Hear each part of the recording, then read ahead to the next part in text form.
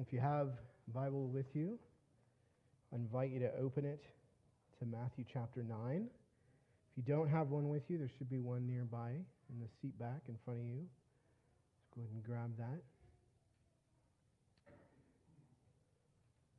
This morning we'll be looking at Matthew chapter 9, starting in verse 18. So we've been working our way through this chapter here in chapter 9, right? We've continued to look at this theme of Jesus' authority in action. I think it might seem like that action part has kind of taken a little bit of a back burner. Right? Over the last few weeks, Jesus has been having more kind of arguments than he has been doing anything in particular. I think it's important to remember that all of this really kind of goes back to and stems from that initial encounter that Jesus had with Matthew, that call that he had of Matthew, and that decision that he had made to sit with Matthew, to eat with Matthew and his friends. Right? That's what sparked these two debates that we've looked at over the last couple of weeks, first with the Pharisees and then last week with these disciples of John. Those debates have really been kind of interruptions in this feast, right? That's the ongoing thing that Jesus has been involved in. He's been feasting with these sinners, and yet in both of those cases, two groups of men have come in and interrupted that feast to take the focus away from how Jesus' authority is good news for sinners like Matthew and his friends. In our text this morning, I think we're going to encounter one last kind of interruption to this meal. One last interruption. Only this time, the interruption, it's not going to come from another self-righteous religious leader, but from a bereaved and even a desperate father. So if you have your Bibles with you, you're looking there at Matthew chapter 9, verse 18. Read along with me through verse 26 in God's Word. While he was saying these things to them, behold, a ruler came in and knelt before him, saying, "My daughter has just died, but come and lay your hand on her, and she will live." And Jesus rose and followed him with his disciples. And behold, a woman who had suffered from a discharge of blood for 12 years came up behind him and touched the fringe of his garment. For she said to herself, "If only I touch his garment, I will be made well." Jesus turned, and seeing her, he said, "Take heart, daughter, your faith has made you well." And instantly the woman was made well. And when Jesus came to the ruler's house and saw the flute players and the crowd making a commotion, he said, "Go away, for the girl is not dead, but sleeping." And they laughed at him. But when the crowd had been put outside, he went in, and he took her by the hand, and the girl arose. And the report of this went throughout all that district. Friends, I think as we look at our text this morning, it's a sober and yet incredible follow-up to those two arguments that we've looked at the last few weeks. For the first time since Jesus' call of Matthew back in 9:9, like Jesus is on the move again. He is up and he is going. And I think as a result, we're given some of the most powerful and yet personal encounters with Jesus that we've seen so far in these two chapters. And there are really three scenes to this story this morning. Right? Each of them center on Jesus and his encounter with a different character in this story. A father and then two different daughters. And while each of these scenes highlights something different about Jesus' authority, as we've, in keeping with what we've seen, there's one, I think, sobering thing that connects all three of these encounters, and that's death. Death is the reality that runs throughout this text. Over the last few weeks, Jesus has faced his opponents. He's faced a number of opponents, but here, death, it's the enemy that looms large over this passage. Sometimes clearly, sometimes more in the shadows. Nevertheless, death is here. And yet, Jesus looms larger. Jesus is bigger than death. And I think these three scenes have that in common as well. So even though death is what carries these three stories together, they also highlight in their own way Jesus' authority over death. I think Matthew wants us to see that Jesus has the authority to deliver us from death.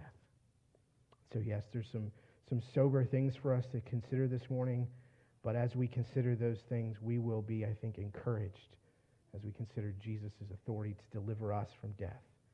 So we're just going to walk through each of these three scenes. We're going to look at these three characters and the way that Jesus delivers each of them from the power of death. And as we do, we'll reflect on what Jesus' authority means for us. What does it mean for Jesus to have authority over death in our own lives? How does that encourage us to come to him in grief? And what hope do we have that he will deliver us from the power of death at work in our own lives?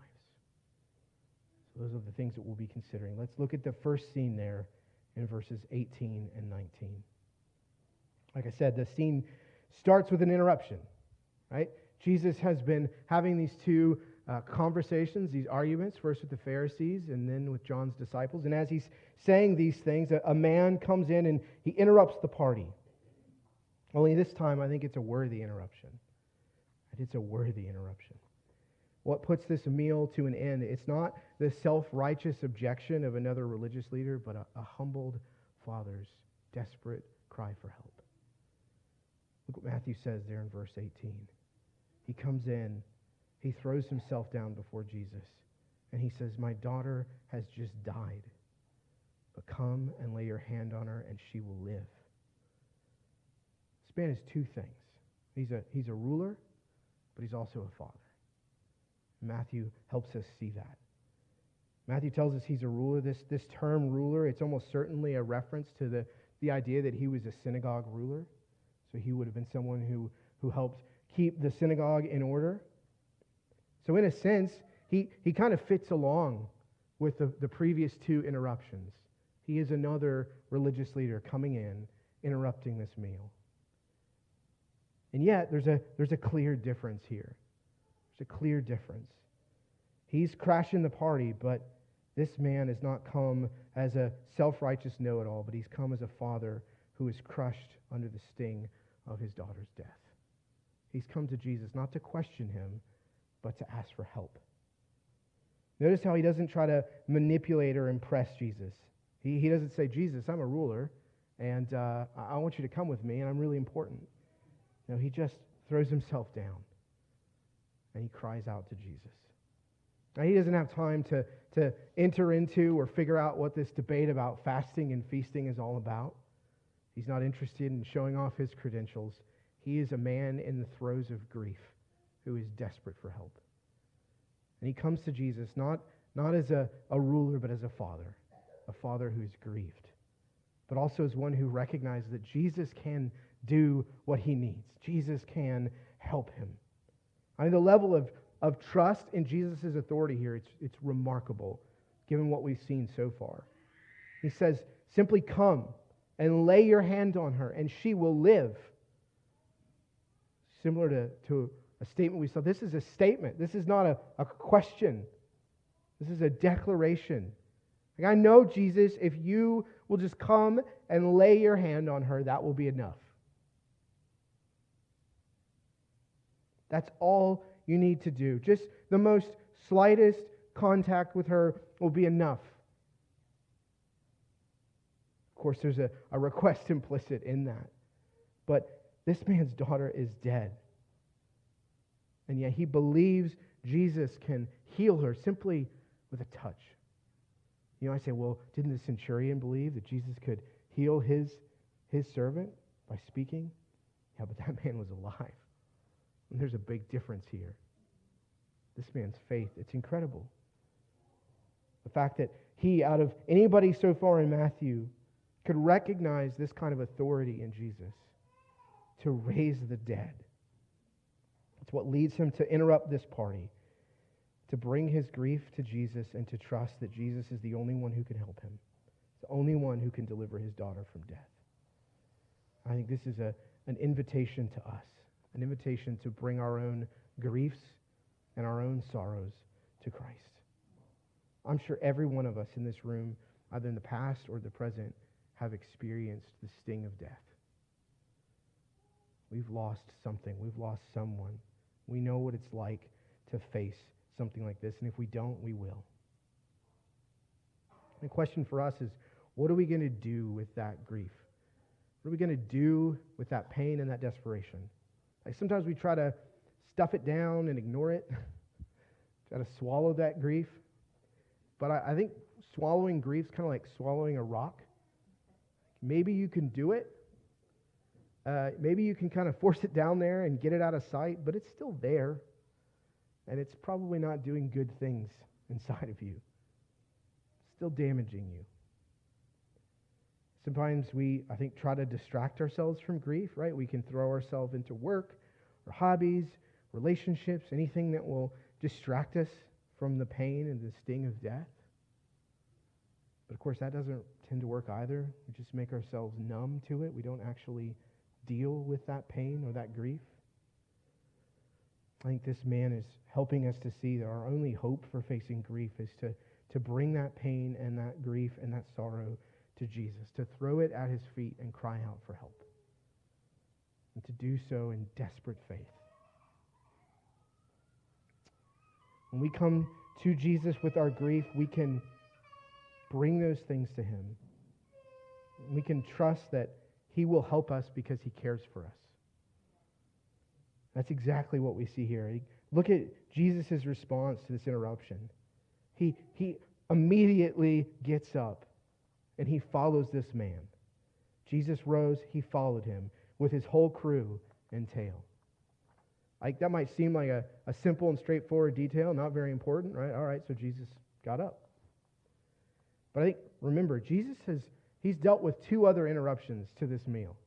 He's kind of been fighting tooth and nail to defend this meal. He has gone out of his way to say, no, it's actually a good thing that I'm going to have this meal with these people, so you need to leave. And yet, in a moment's notice, it's over. Jesus doesn't ask any questions. He doesn't say anything. He doesn't say, just give me a minute. No, he gets up and he goes immediately. His entire focus and attention is immediately fixed on this man's need. He's on a mission. He is laser focused on a real enemy, death. Nothing, I think, gets Jesus' attention like death. Religious leaders, fine. Death, that's a worthy enemy for Jesus. That's an encouragement, I think, for us. It's encouragement to know that our Savior doesn't just see death and grief, that he sees it as something to follow after us in, that he takes it seriously, that it gets his attention, that he's motivated by it, he is moved to act on our behalf when we come to him with it, that he doesn't just say, oh yeah, that's nice. He gets up and he seeks to deliver us from it. I mean, that's who he is. Paul says he is the God of all comfort in 2 Corinthians 1:3. It's the heartbeat of what moves him when he sees his people crushed under the weight of sin and death and grief, and he hears their cries for help. He gets up and goes to them. I think that should do a few things for us. It should motivate us to actually bring those griefs to him, to cry out, and to know that he'll hear us. But it should also drive away any idea that God doesn't care about our suffering and our grief. Jesus doesn't put this man off. It matters. But I think it should inform the way we deal with others in their own grief. If Jesus takes grief this seriously, so should we. If this is enough to end this party and get Jesus to stand up and go, then it should be enough for us. And we see others suffering under the sting of death. We should be quick to get up and move towards them and follow after them in their grief. We can see grief as an unwanted interruption in our life. or we can see it as an opportunity for God to work, for God to reveal himself to us and to those around us. And speaking of interruptions, did you notice there's not one interruption, but two interruptions in this story?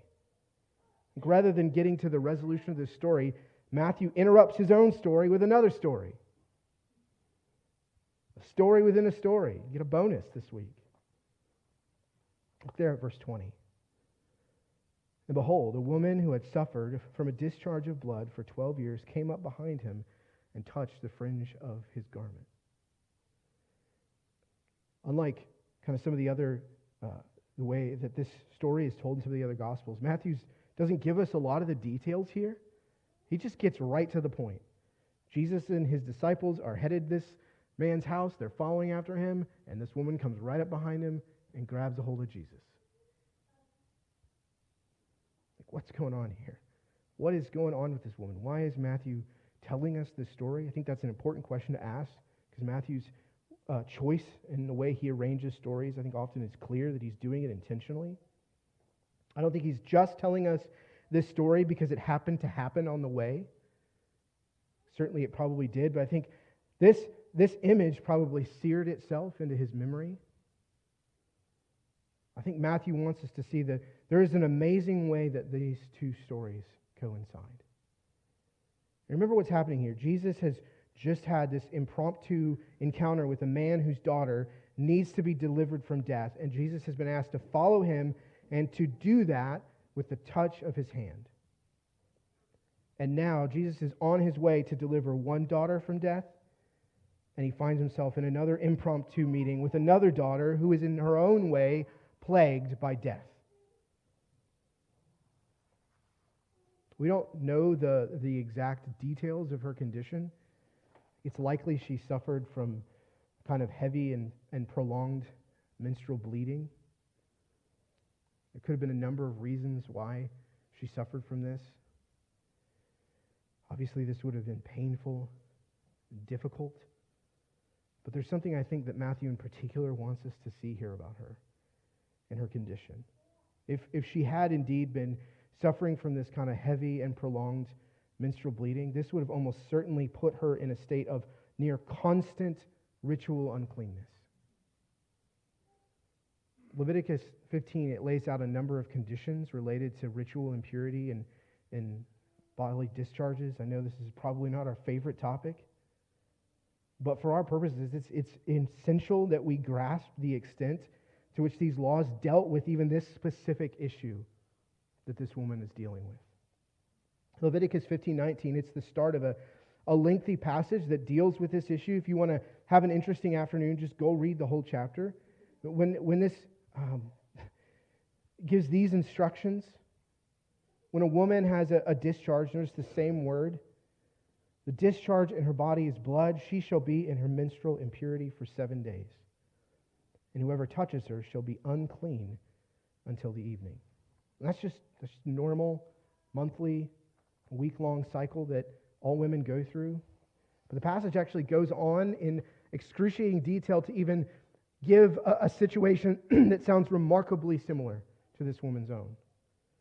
In verse 25, Leviticus 15, if a woman has a discharge of blood for many days, not at the time of her menstrual impurity or cycle, if she has a discharge beyond the time of her impurity, all the days of the discharge she shall continue in uncleanness. As in the days of her impurity, she shall be unclean. So there's no confusion about what this woman was going through. If you understood the law, you would have known this woman would have been perpetually unclean all the time. Those conditions might seem like harsh to us. Like, why would you have to be unclean for something you're not even choosing to experience, something all women go through? And why would you make matters worse by labeling her unclean when she's already suffering so much? Isn't there any mercy here? But I think it's important to understand what these labels were meant to communicate and why they were associated with the things they were associated with. If you go back in Leviticus and you read through clean and unclean laws, one of the things that becomes clear is that those laws all center on one thing: death. Almost all the unclean laws were a result of one's contact with death, either voluntarily or involuntarily. All those laws, they were meant to drive home the point to the Israelites that death in God's world was a contaminant. It was a foreign invader, a disease that doesn't belong here. Someone who found themselves in contact with death involuntarily became impure because they had come into contact with the corrupting and invading hand of death's touch. That's obvious, right? When we think about laws about someone coming into contact with a dead body, right? Okay, yeah, you touched a dead body. That's not good. This wasn't just a mere sort of gross ick kind of thing. Like I said, this is meant to communicate something about death itself. But it's important to understand the same principle was at work in these laws related to blood loss. To come into contact with blood and blood loss was to come into contact with death. As God says in Leviticus 17:11, the life of a creature is in its blood. And so whatever that means is that when you come into contact with blood outside the body, you are coming into contact with life lost, which means you're coming into contact with death. And that's exactly what's happening with this woman. It's what's been happening to her for 12 excruciating years. This isn't just a painful and terrible condition. She is in a constant state of contact with death that left her in a constant state of being ritually dead herself. This would have made her virtually completely isolated.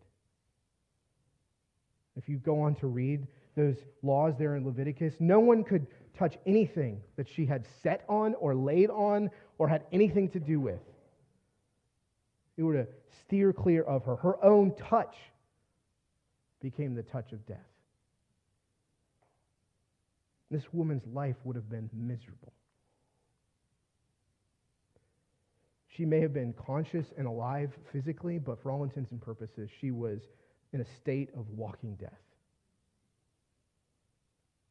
And though her grief, I think, looks a little bit different than that father's, it's no less severe.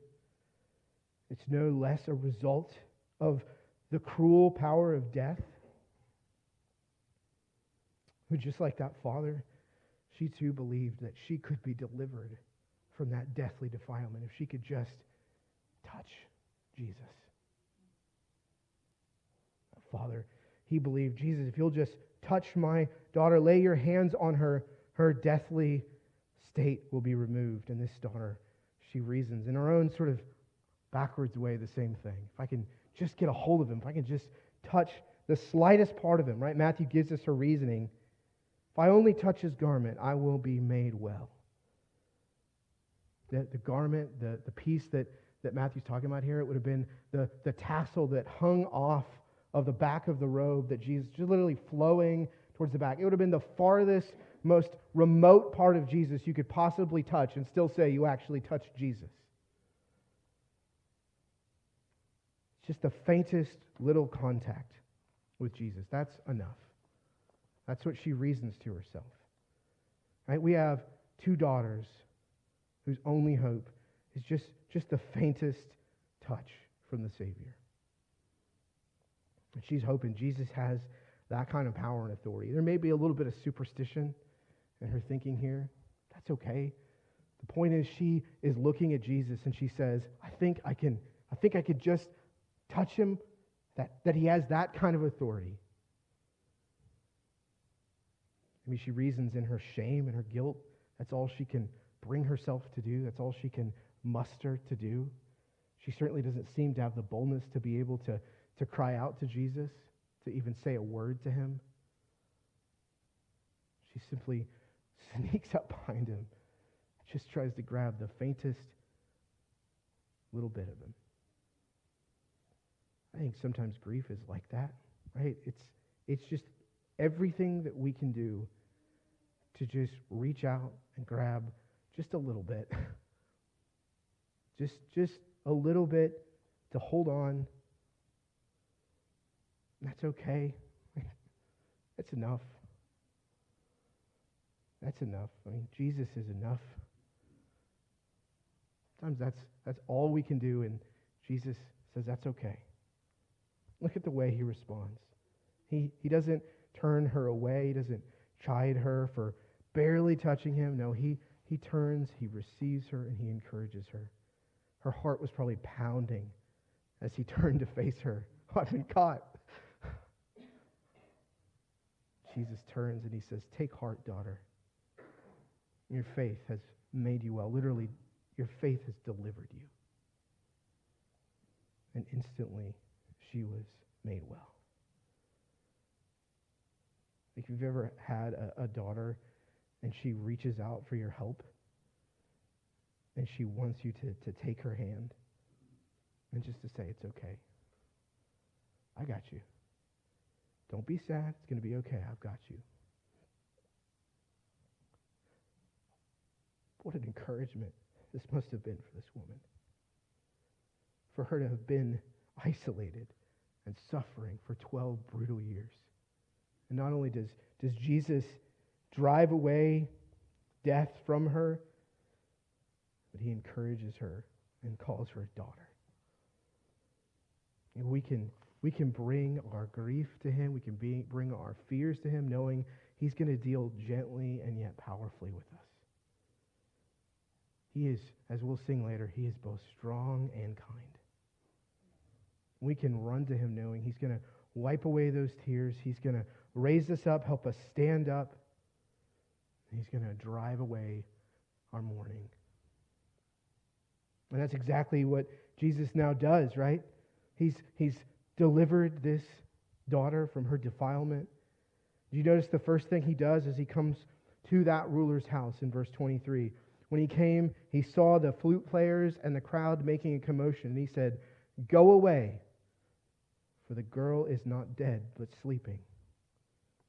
These were likely professional mourners, the flute players and the people making a commotion here. What's a professional mourner? That sounds weird. It's probably strange to us. It might even seem a little insincere. But in Jesus' day and in that culture, it was common, especially for someone like this man who was kind of probably well-to-do, to actually hire people to come and make a big scene at your house when you were in the throes of grief. You would hire these mourners to play funeral songs. You would hire people literally to just come and cry and wail and scream. You were wanting people to create as big of a scene as you could possibly imagine. And that, again, might seem strange to us, right? We tend to do the opposite, I think, in our culture. Grief tends to be a quiet thing for us. If you go to a funeral, it's extremely quiet. We don't feel comfortable usually when people express their grief loudly and openly. It tends to be a weird thing for us. Like, we don't even like to talk about it hardly. But that wasn't the case for them. They recognized that there was something to expressing the gravity and the weight of grief, and they had no problem drawing attention to it. And so they were expected to grieve openly and loudly as they can, even going so far as to hire people. Like, "My daughter is dead. I need to make a scene here." So I think the problem isn't that these mourners are here. The problem is that Jesus doesn't need them anymore. Their services are no longer needed. Jesus tells them to go away. "We don't need you here." Right? Jesus drives them away because he's come to drive away the death that brought them there in the first place. This house, it's not going to be a house of mourning anymore. It's going to be a house of joy and celebration. And again, just remembering what we saw last week, Jesus' answer to those disciples. The Messiah is here. My people are celebrating. They're not mourning because the Messiah has come to drive away our mourning. And here he is doing that very thing. Literally, get out. You're not needed anymore. I think he does this for us in our own way. We still grieve. We still taste the sting of death. But I think as followers of Jesus, we have a kind of grief that's sort of strange. It's a sort of joyful grief. As Paul says, it's one that is not without hope. We grieve in a totally different way because even in our darkest moments as followers of Jesus, we've recognized Jesus has come to drive away our mourning and grief. In his death and his resurrection, he's effectively said, we don't need that anymore. It's not that we can't mourn, but we mourn as those who recognize that Jesus has taken the sting out of death for us. Why? Because he's demoted death. Do you notice what Jesus says as he drives those mourners away? Why they're not needed anymore? You don't need to be here. She's not dead. She's asleep. And of course, they laugh at him like, this guy doesn't know what he's talking about. Maybe he's delusional. He can't accept the fact that this girl is clearly dead. But Jesus he's not delusional. He's downgrading her condition. I'm here. She's not dead anymore. She's just asleep. We don't need you. She's just asleep. He's the one who has the authority to actually do something about this situation, to downgrade her condition. Not because he's a doctor who can come in with a second opinion and say, hey, actually, we got it wrong. She's just asleep, guys. And not because he's just an idiot who can't accept death. In a sense, maybe he can't, but he doesn't have to. He can do something. Jesus downgrades her condition because he knows he's come to permanently demote death. Jesus has come to take the finality of death away from his people. Jesus has come to put death to death, to say, death isn't death anymore, it's just sleep. And I think for us, that's absolutely the case. That's why we grieve differently. Yes, it hurts. Yes, our grief is difficult. But for us, death is no longer death. It's just sleep. Like the rest of the New Testament, they seem to just latch onto this. Like the only way Paul will talk about death for believers is to use this word. It's sleep. Highlighting that Jesus has removed that finality of death for his people. Jesus and his people, death does not and it will not have the final word for us. We know that's the case now. Right? We're going to die, but death is just a detour for us. Like this girl, when Jesus comes back, so will we. Death is just sleep because Jesus has the authority to demote death. And as he turns his attention to her, he does what he's come to do, right? He delivers her from the sleep of death. The crowd had been put outside. He went in. He took her by the hand, and the girl rose. It's a simple, beautiful, powerful picture, right? Jesus, she's asleep, and like a father comes in to wake up his daughter in the morning. It's time to get up. She just grabs her by the hand and lifts her up. Like a daughter getting out of bed. It's a beautiful picture. She's alive. That's all it takes. It's incredible on so many levels. It's an incredible picture of Jesus' tender and yet powerful life-giving presence in our own grief.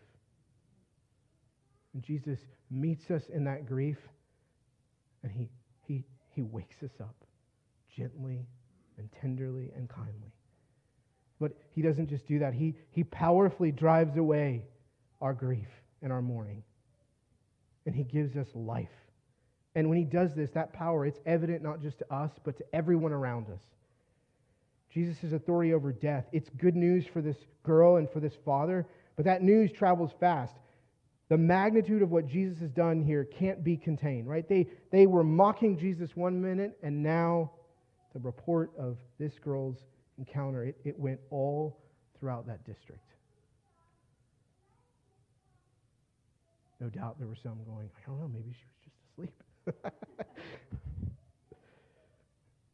Jesus' authority to deliver his people from death, it's good news.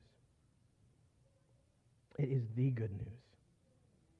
It's the good news that we celebrate every Sunday as we gather together. And it's the good news that we'll celebrate in a few weeks, particularly on Easter. As we think about the full extent of Jesus' authority over death, it's just a glimpse of it here in this story. We get the whole picture on Jesus' own death and his own resurrection at the cross. As Paul says in 1 Corinthians 15, 20 through 22, Christ has been raised from the dead, the first fruits of those who have fallen asleep. There's that demotion again. For as by a man came death, by a man has come also the resurrection of the dead. For as in Adam all die, so also in Christ shall all be made alive. Death is the great equalizer, as they say, right? Everyone dies. All of us have sinned. Death, it's waiting for us. But Jesus has come that we might have life. If you don't know him, I just want you to look at this story. Look at Jesus' authority over death. And recognize he's inviting you this morning to come to him like this father, like these two daughters, desperate and needy and recognizing his authority. Come to him, put your trust in him. He will deliver you from the power of death. You will die like the rest of us, but for you it will just be sleep. Brothers and sisters, it's our job to spread this news. Not just in our region and in this district, but the whole world. That's what it means for us to tell others about Jesus, to tell them Jesus has the authority to drive away death. Jesus has come to demote death. Are we excited about that? Do we tell others about that? Do we seek to spread that news far and wide? These people probably didn't even entirely understand what had happened, and that they couldn't help it. They were just telling everybody, "Did you hear what happened? Did you hear what happened?" We have all the more reason to make sure that news is heard by anybody and everybody. Friends, Jesus' authority, it's good news for those suffering under the power of death. Because Jesus has the authority to deliver his people from the power of death. And this passage, right, it is shot through with death. But it's also shot through with hope. Hope that those who turn to Jesus won't be under the power of death anymore. That's the hope and the confidence that we can see in this passage as we walk away this morning. Now, I don't know where you are. I don't know if that's something that you are grieving yourself or for others, or you're just trying to help someone else walk through this. But I just want to encourage you, whatever that is, whatever that looks like, whatever stage of feeling that sting of death, that stigma of death,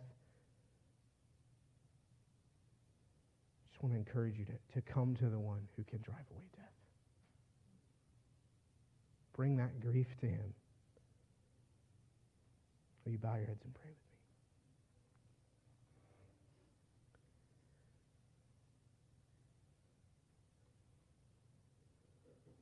Father, it's such an amazing thing that we can come to a passage like this and feel both the weight of it and the joy of it. So often in those moments where we are prone to think that the darkness, it just doesn't make sense. When we're driven to despair, God, those are the moments so often where you are seeking to show us who you are in the most powerful and tangible ways. I pray that you would help us this morning, that you would do that for us this morning and this week. Help us to see you in the midst of these things, to bring these things to you, and to be encouraged by your authority over death. We ask these things in Jesus' name. Amen. In just a moment, we'll stand and sing our next song together. Just take a couple minutes to silently reflect on this passage.